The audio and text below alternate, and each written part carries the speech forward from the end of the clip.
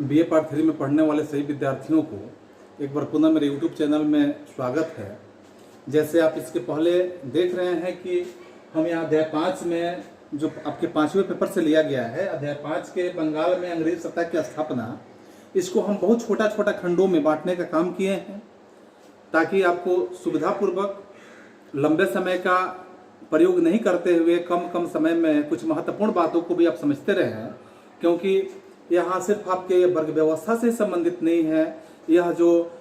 हम जिक्र कर रहे हैं यह आपके हर तरह के प्रतियोगी परीक्षाओं के लिए भी अति महत्वपूर्ण हो सकता है। और साथ में अगर आप यूजीसी नेट स्लेट वगैरह ये सब एग्जाम देते हैं, जेआरएफ का भी एग्जाम देते हैं, तो आपके लिए यह कारगर हो सकता है। तो आप इसे गौर से देखें कि यहाँ जो अध्याय 5 के बंगाल में अंग्रेज सत्ता की स्थापना में नजमुद्दौला और अंग्रेज के बीच में किस तरह के बात होता है, किस तरह के पैक्ट होते हैं, किस तरह के समझौते होते हैं, या किस तरह के एक शर्तों को रखा जाता है। इन शर्तों के माध्यम से, क्योंकि अंग्रेज तो यहाँ पे आप भली भांति पीछे से देख ही रहे हैं कि शर्तों के माध्यम से ही अपनी सत्ता व्यवस्था को स्थापित करना चाह रहे थे। उनकी यह सोच थी कि किसी के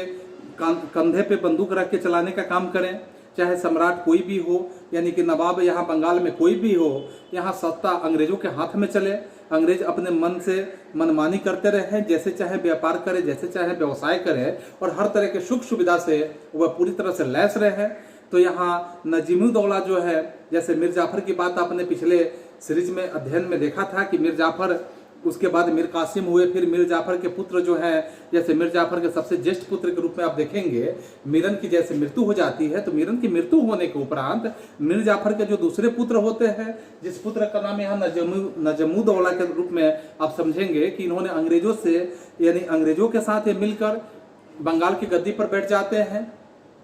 और पिछली परंपरा के अनुसार जो अंग्रेजों के माध्यम से एक परंपरा बनाया गया था, नजीमुद्दौला भी इसी तरह से, यानी नजीमुद्दौला के साथ भी अंग्रेजों ने यहाँ फरवरी 1765 ईस्वी में एक संधि करके, और संधि से कुछ शर्तों को इस पे थोपने का काम करते हैं। और इस संधि के माध्यम से, जैसे हम कह सकते हैं कि नई संधि जो नजीमुद्दौला के साथ किया गया था, इसके अनुसार अगर देखा जाए तो कई तरह की बातों को शर्त में रखा गया था। इस संधि के शर्तों में हम अलग अलग पॉइंटवार इसको देख सकते हैं, पॉइंट के माध्यम से देख सकते हैं, जो बिंदुवार रूप में हम देखेंगे कि जैसे 1 नंबर आप बिंदु में देखेंगे कि नवाब जो है, बंगाल के नवाब के रूप में आप देखेंगे कि बंगाल का नवाब जो है नजीमुद्दौला एक नायब नाजिब के पद की सृष्टि करें, और साथ में उस पद पर अंग्रेज की इच्छा अनुसार मुर्शिदाबाद में जो मीर कासिम अपने राजधानी को लेकर चले गए थे, तो मुर्शिदाबाद में मोहम्मद रजा खां को नियुक्त करने का काम किया जाए। दूसरा शर्त था कि वित्त विभाग में अगर कलकत्ता काउंसिल की राय के बिना नवाब जो है किसी भी अधिकारी को नियुक्ति करे और न ही उसे पदच्युत करने का काम करे, क्योंकि जब तक यह कलकत्ता काउंसिल नहीं चाहेगी तो यह नवाब किसी पदाधिकारी को न तो पदच्युत कर सकते हैं और न ही किसी भी पदाधिकारी को यहाँ सीधे शब्दों में जाने तो न तो बहाल कर सकते हैं और न ही उसे हटा भी सकते हैं। फिर तीसरा शर्त में रखा गया था अंग्रेजों के माध्यम से कि कंपनी के सैनिक व्यय के लिए 5 लाख रुपये प्रति महीने के दर से नवाब के खजाने से यहाँ अंग्रेजों को या अंग्रेज कंपनी को देने का काम किया जाए। चौथे शर्त के अनुसार रखा गया था कि मालगुजारी वसूल ले, अथवा अगर दरबार की जो प्रतिष्ठा है तो ऐसे दरबार की प्रतिष्ठा के अनुसार देखा जाए तो नवाब आवश्यकता अनुसार सेना रखें और शेष जो सेना है उस सेना को हटा देने का काम करें। 5वें शर्त में रखा गया कि अंग्रेजों को निःशुल्क व्यापार की सुविधा दी जाए, उनमें किसी तरह का अंग्रेजों से टैक्स लेने का काम नहीं किया जाए। अब नजीमुद्दौला जो थे, उम्र और अनुभव में एक छोटा और अयोग्य राजा के रूप में देखे जा सकते हैं कि उम्र में भी छोटा थे और योग्यता में भी वह अयोग्य थे। उसने संधि की शर्तों को भले ही स्वीकार कर लिया, लेकिन यह संधि जो था इतना कष्टकर हो सकता है, यह बात नजीमुद्दौला को पता नहीं था, क्योंकि संधि के अनुसार अगर हम समझेंगे सेना की बात और बाह्य जो संबंध है, इस पर अंग्रेजों का पूरी तरह से एक नियंत्रण कहा जाए तो वो नियंत्रण स्थापित हो गया। और साथ में कंपनी के द्वारा नवाब को 53 लाख रुपये के रूप में वार्षिक देने का बात यहाँ स्वीकार कर लिया गया, क्योंकि अभी जिक्र किया गया कि 5 लाख मंथली के हिसाब से दिया जाए, मासिक 5 लाख यानी 12 क्या हो गया आपका 60 लाख हो गया। लेकिन यहाँ 53 लाख की बात किया जा रहा है। 53 लाख रुपया स्वीकार करने की बात यहाँ संधि में कर दी गई। और साथ में नई संधि के अनुसार बंगाल का नवाब जो थे वह नाम मात्र के कहे जाए तो नाम मात्र के ही नवाब बच गए थे, क्योंकि यहाँ कंपनी को सैनिक खर्च के लिए नवाब पर बिल्कुल निर्भर रहना पड़ता था। जितने सैनिक बचे हुए थे सारे सैनिक के खर्च के लिए यहाँ कंपनी पे निर्भर रहना होता था। कंपनी अन्य क्षेत्र में भी, वे जो भी क्षेत्र था वैसे क्षेत्रों में भी तलाश में थी। खासकर मुगल सम्राट शाह आलम जो थे 1759 ईस्वी में, 1759 ईस्वी में, फिर 1762 ईस्वी में, फिर 1764 ईस्वी में स्वयं कंपनी को दीवानी देने का प्रस्ताव यहाँ पास भी कर चुके थे। और खासकर अगस्त 1765 ईस्वी के समय में आप देखेंगे कि कंपनी को जो दीवानी मिली उसकी पृष्ठभूमि यहाँ फरवरी 1765 ईस्वी में इस संधि के माध्यम से यह तैयार कर ली गई थी। इसी संबंध में एक इतिहासकार जैसे आप देखेंगे कि डॉक्टर के दत्ता का भी अपना एक विचार है कि फरवरी 1765 ईस्वी में जो संधि किया गया था तो इस संधि के ने कंपनी को बंगाल का जो वास्तविक मालिक था इसे वास्तविक मालिक बना देने का काम किया,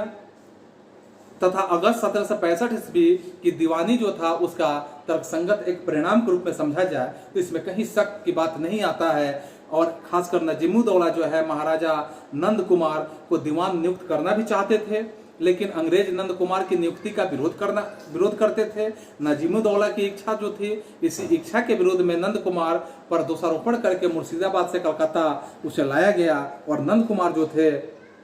उन्हें रास्ते में ही उन्हें इस जगह से हटाने के लिए उन्हें फांसी की सजा सुना दी गई। नजीमुद्दौला के समय में बंगाल की हालत जो थी वह हालत बिल्कुल पतली हो चुकी थी, इतनी बिगड़ चुकी थी यह हालत कि कंपनी के जो कर्मचारी थे इस कर्मचारियों के द्वारा बेईमानी और अत्याचारी का जो सिलसिला चल रहा था उस सिलसिला में कहा जाए कि उससे बंगाल के साथ साथ कंपनी जो थी उसकी हालत भी बिल्कुल शोचनीय हो चुकी थी। ऐसी हालत में कंपनी की स्थिति सुधार लाने के लिए क्लाइव को दूसरी बार गवर्नर बनाकर फिर से भेजा गया और जब क्लाइव यहाँ पे गवर्नर बनकर आए तो क्लाइव के आगमन के कुछ ही दिनों के बाद नजीमुद्दौला की मृत्यु हो जाती है। पुनः उसकी मृत्यु पर शंका भी व्यक्त की जाती है कि मृत्यु नहीं होती है बल्कि इसकी हत्या कर दी जाती है और इस तरह के शंकाओं को यहाँ पे पेश किया जाता है जो इतिहास के माध्यम से मिलेगा, क्योंकि इसे एक षड्यंत्र का रूप माना जाता है। मोहम्मद रजा खां और क्लाइव जो है को नजीमुद्दौला की मृत्यु के लिए उत्तरदायी ठहराया जाता है, क्योंकि इन्हीं लोगों के माध्यम से यह माना जाता है कि यहाँ जो नजीमुद्दौला है इनकी हत्या की गई। इसमें नजीमुद्दौला की मृत्यु के बाद बंगाल के नवाब का वार्षिक पेंशन जो होता है वह